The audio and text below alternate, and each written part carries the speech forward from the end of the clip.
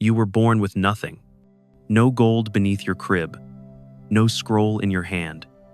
No crown of certainty to place on your head. You entered this world naked, vulnerable, afraid, unfinished. And before you could speak, they gave you a name, a language, a flag, and a god. Not because you asked for one, but because they did. Because their parents did. Because somewhere in the ancient echo of human anxiety, someone figured out how to turn fear into theology. They called it faith, but it behaved like a product. Every prayer you were taught was a transaction. Every ritual, a contract. Every silent hope that someone, something, was listening became a currency, traded on the open market of meaning. And from the moment you first folded your hands, the sale had already been made. You weren't seeking God. You were inheriting debt. Debt of the soul, debt of morality, debt of belonging. And every Sunday, every tithe, every whispered confession was a payment. Because religion, for all its language of love, has always been a business. Not a metaphorical one, a literal one, with assets and liabilities, with property and profits, with buyers and sellers. Only the product isn't a thing you can hold. It's hope, it's guilt, it's eternity with fine print. But what if it's always been that way? What if the robes and incense were never about truth, but about control? What if temples were not built for gods, but for customers? What if the holiest act was not worship, but marketing? You were born empty, and instead of filling you with questions, they sold you answers. But answers come with cost, and business is booming. Metaphorical origin. The first priest was a merchant. Long before cathedrals scraped the sky, before scriptures were etched in gold, before a single god wore a name, you sat by the fire. Your ancestors stared into the darkness, trembling at the sound of thunder, watching storms rip across the sky like the anger of something unseen. They didn't have science. They had fear. They had hunger. They had death. And in the middle of that circle, someone stood up, not stronger, not holier, just bolder. He told a story. He said the storm was not just weather, it was a spirit. It had a name. It had a will. And if you offered your grain, your blood, your obedience, maybe it would spare you. Maybe it would bless you. The first god wasn't discovered. He was invented. And the first priest wasn't a prophet. He was a middleman. He turned chaos into commodity. He took your confusion and returned it in packaging that looked like wisdom. He pointed to the stars and said they were watching. That your suffering meant something. That your life had a buyer. But meaning, he said, came at a cost. A lamb, a coin, your silence. In that moment, belief became barter. Because the gods he conjured didn't need your offerings. He did. To gain trust, to gain power, to gain protection in a brutal world where the strongest weren't those with weapons, but with stories. He didn't need to conquer you. He just needed to convince you. And so, he became sacred. He became necessary. He became the voice of something invisible. But make no mistake, he was not divine. He was entrepreneurial. He wasn't lifting you to heaven. He was building the first holy empire out of dirt, fear, and the raw material of your need. And the greatest product ever sold? An eternal problem only he could solve. Historical rise, temples, taxes, and the economics of eternity. As civilization took root, so did the priesthood, not in the shadows, but at the center of power. In Mesopotamia, priests controlled the grain. They weren't just spiritual guides. They were landowners, scribes, bankers. The temple was the first treasury, the altar, an early stock exchange. Worship wasn't a private affair. It was institutional. You didn't just pray. You paid. In Egypt, temples sprawled wider than palaces. Priests wielded access to gods like keys to vaults. In Greece, oracles charged fees to interpret divine will. In Rome, religion wasn't just tolerated, it was legislated. The state and the sacred were indistinguishable. And what of the people? You lived under their sky, but walked beneath their taxes. You gave sacrifices, not because you believed, but because you feared what might happen if you didn't. You tithed out of duty. You obeyed because questioning the priest was treason against the gods. The economy of the soul was born. Temples collected more than offerings. They collected control. They set the prices on salvation, adjusted the inflation on sin, and dictated the cost of being human in a world ruled by divine accounting. Even death had a price tag. Funeral rites, burial fees, prayers for your afterlife, all purchasable. Your journey beyond this world became a toll road, and the priest was the gatekeeper with a hand extended. Religion became scalable, profitable, imperial. Not just belief, but bureaucracy. Every god you knew had a supply chain. Every holy text was a ledger. Every priesthood, a board of directors cloaked in ritual. And behind every sermon was a balance sheet, psychological hold, the marketplace of meaning. It wasn't just gold they were collecting. It was you, your mind, your instincts, your longing to matter. Religion didn't need to prove anything. It only needed to offer what nothing else could, meaning in a world that didn't care if you existed. You feared death. It offered eternity. You felt shame. It sold forgiveness. You were alone. It sold community. You felt small. It handed you a cosmic role. You weren't buying God.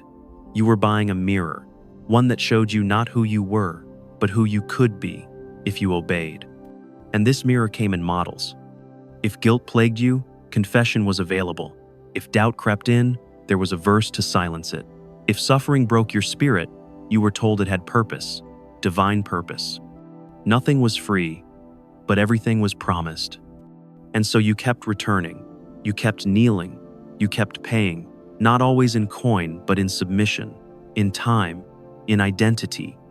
You didn't just fear punishment, you feared meaninglessness. And that was the genius. Because what religion sold was not certainty, it was dependency. The more you believed, the more you needed. The more you questioned, the more they offered answers. Prepackaged, rehearsed, sanitized. It wasn't about truth, it was about continuity. Keep the flock loyal, keep the wheel turning. You were no longer a seeker, you were a subscriber. And canceling came with eternal consequences. Institutional expansion, churches, crusades, corporations. The business scaled. Faith was no longer local. It became international, franchised, weaponized. The Catholic Church amassed land, power, and wealth that rivaled, and often exceeded, entire empires. Popes crowned kings. Bishops collected taxes. Cathedrals rose not as humble homes of prayer, but as towering monuments to institutional dominance. Religion wasn't spreading, it was conquering. And when belief met sword, it birthed the Crusades. Branded as holy wars, they were less about God and more about territory, trade routes, and treasure. Young men marched not just with crosses, but with the promise of salvation for sale. Kill for God and gain paradise. It was a divine business model. Guilt in, loyalty out. Sin in, indulgence out. Yes, indulgences. The church literally sold forgiveness. Pay a fee, erase a sin, have money, buy your dead loved ones out of purgatory. Can't afford it? Keep praying. The Protestants later came with reform, but reform turned into replication. The priest was replaced with the preacher, the Vatican with a pulpit. Now anyone could sell the sacred, start your own church, write your own doctrine, build your own following. God, democratized, but still monetized.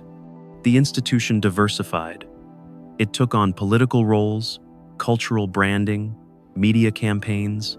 It evolved with every age, not to lose power, but to keep it, to remain profitable. Because the holy isn't above economy, it's woven into it. And as long as humans fear death, the market for divinity will never go bankrupt. Contradictions. The cost of free salvation. They told you salvation was free. They said grace couldn't be bought, that God's love was unconditional. But somehow, the holiest buildings are built with the poorest hands. You start to notice the cracks. The preacher in designer suits, The cathedral gilded in gold while families sleep outside. The televangelist asking for donations, again, while flying private to preach poverty. You wonder, if this message is divine, why is it wrapped in profit? Why are the oppressed always the most faithful? Why are the desperate the most generous? Why are the ones with the least told to give the most? You were promised heaven, but only if you tithed. You were told to give joyfully, but only under threat of moral debt. And when you asked where the money goes, they quoted scripture. When you asked why the rich suffer less, they called it a test. When you asked why you still feel empty, they said you weren't believing hard enough. You start to feel it now. That unease. That quiet contradiction. The branding of faith as freedom, while charging a lifetime of obedience. The promise of light, while keeping you in the dark. They say, you can't serve God and money. But the church learned how to serve both. You begin to wonder if this was ever about truth, or if it was always about revenue. Maybe salvation isn't free. Maybe it never was. Modern erosion. Faith meets capitalism. The robes look different now. They come stitched in Gucci, filmed in 4 Kelvin, lit by LED walls and Instagram filters. Faith didn't fade. It evolved, adapted, rebranded for the algorithm age. God is still for sale. Only now, the checkout is digital. Megachurches stream sermons like Netflix specials. Pastors drop merch lines. TikTok prophets go viral. Religious apps gamify prayer. Meditation becomes a subscription service. Even atheism becomes a market. New Age, spirituality, self-help mysticism, curated retreats. Belief isn't disappearing, it's diversifying. The divine has a new marketplace. Less incense, more influencers. And behind every spiritual journey, there's a monetization plan. You see the branding, the marketing teams, the social media managers crafting salvation into shareable content, sermons broken into reels, prayers clipped for engagement, truth optimized for clicks. But the hunger remains, the same fear of death, the same yearning for purpose, the same vulnerability that religions have always known how to monetize. It's not just churches now, it's lifestyle brands, it's personal development gurus with God complexes, it's podcasts and pyramid schemes disguised as healing. The sacred is still selling, just with better lighting. And somewhere in all this noise, you begin to hear the silence again. The one that comes when belief becomes business, when answers are too polished, when mystery is just another product feature. You wonder, if faith needs marketing, was it ever truth? Existential reappraisal. What are you paying for? You start counting, not the money, but the moments. The hours you spent kneeling, the nights you begged for signs, the guilt you swallowed to feel worthy, the sermons that taught you to doubt yourself, unless someone wholly approved.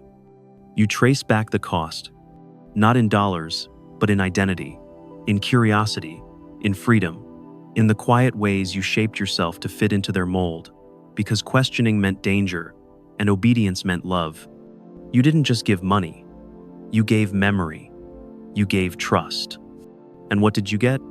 A heaven always just out of reach, a morality that moved its goalposts, a community that embraced you until you disagreed, a love that felt like leverage. You start to ask questions you never dared. What if none of this was divine? What if God wasn't behind the curtain?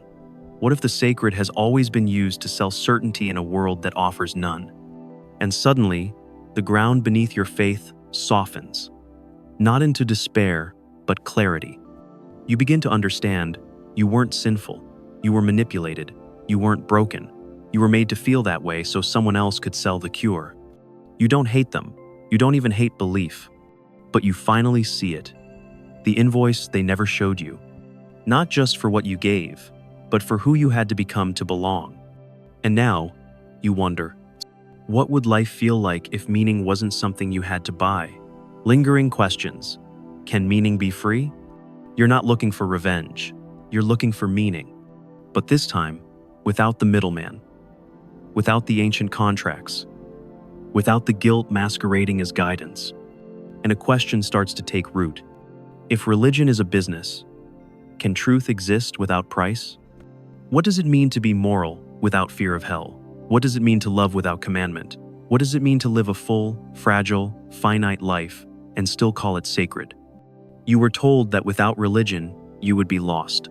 But maybe what they feared was that without them, you'd be free. Free to question, free to feel, free to construct meaning not from scripture, but from sincerity. You were warned against the world, warned that outside the temple was danger, but outside is where the stars are, where the wild things grow, where wonder doesn't need permission. So you ask yourself, can awe exist without doctrine? Can forgiveness bloom without fear? Can we be good, not for reward, but because it feels right? What if the most honest faith is in nothing more than your own unfolding? You may never get answers, but maybe that's the point. Because the moment you stop buying belief, you start making your own meaning. And for the first time, it costs you nothing. Haunting conclusion, the echo of empty pews. It's quiet now. The voices are gone. The hymns have faded. The collection plates sit untouched, cold as the marble they once passed over. But something lingers. Not the presence of God, not the fear of hell, but the echo of 1,000 lifetimes spent obeying, the echo of prayers whispered into ceilings, the echo of children told they were broken before they ever did wrong. And in that silence, you begin to hear it differently. The sermons weren't for your soul. They were sales pitches. The guilt wasn't divine. It was debt collection. You were loyal to a business model, one that sold immortality, then blamed you for your doubt, one that claimed to love unconditionally, then punished those who walked away. You think back to the fear, the shame, the years of trying to be good enough, and you feel something break, not violently, not in rage, but like a lock turning, like a breath exhaled after decades of holding it in. You're not empty, you're just no longer for sale. You walk past the pews, past the pulpit, past the stained glass gods, and into a world that is terrifyingly unbranded. No promises, no threats, just the raw, unscripted now. And maybe that's enough. Maybe meaning isn't something you find in a book, or a temple, or a prophet. Maybe meaning is what rises when the noise dies down.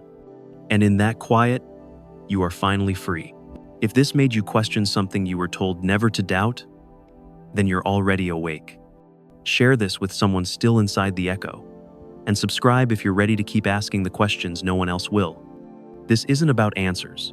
It's about freeing the mind they taught you to cage. Stay curious. Stay defiant.